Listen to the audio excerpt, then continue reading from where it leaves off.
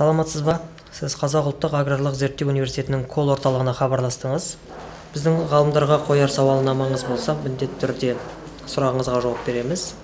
Қазақ ұлттық аграрлық зерттеу университетінің базасында үстіміздегі жылдың сәуір айынан бастап күні бүгінге дейін оқу орнымыздың ғалымдары тарапынан фермерлерге, ауыл шаруашылығы тауар өндірушілеріне, кәсіпкерлерге, жас мамандарға, сондай-ақ ауыл тұрғындарына арналған онлайн кеңес үрдісі Агродаму басқармасының ақпараттық ситуациялық орталығында үздіксіз жалғасып келеді. Онлайн кеңестер аграрлық саланың барлық бағыттарын қамтиды. Әсіресе еліміздегі коронавирус пандемиясы жіті жүріп жатқан кезеңдегі білікті ғалымдардан алған кәсіби кеңестер нәтижесінде еліміздің әр аймақтарындағы дер кезінде жүйелі әрі тиімді атқарылған шаралар әлемдік экономикадағы болжаулы дағдарысты елімізде жеңілдетудің бірден бір жолы болды. Бұл шараларға 25 елден 100-ден аса халықаралық сарапшы мамандар тартылды. Белгілі ғалымдардың кеңестері тек тауар өндірушілер мен фермерлерге ғана емес, студент, магистрант, докторанттарға да білімдерін тереңдетуге мүмкіндік берді.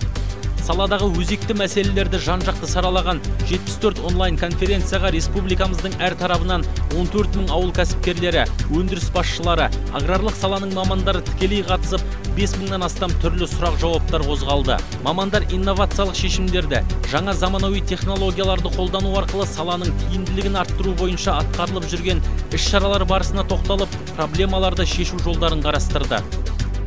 2003 жылы жеке қожалық ашып, бұл жерде егін егіп келе жатырмыз. Жоғарғы жақтағы мамандардың, ғылыми мамандардың, зерттеу институттарының бар. Солардың осы жерге қандай көмегі болады, құртпай тыңайтатын қандай жолдары бар. Солардың көмектері керек болды бізге.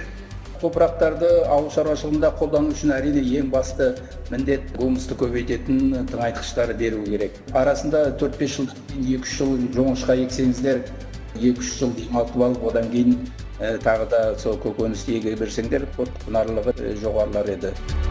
Университетіміздің кол орталығына Қазақстанның барлық аймақтарынан келіп түскен сұрақтарға ғалымдарымыз нақты жауап беріп, ұсыныстарын жазбаша түрде университет сайтындағы Агродаму қосымшасында жеке дара талдап, электронды кері байланыс орнатуда.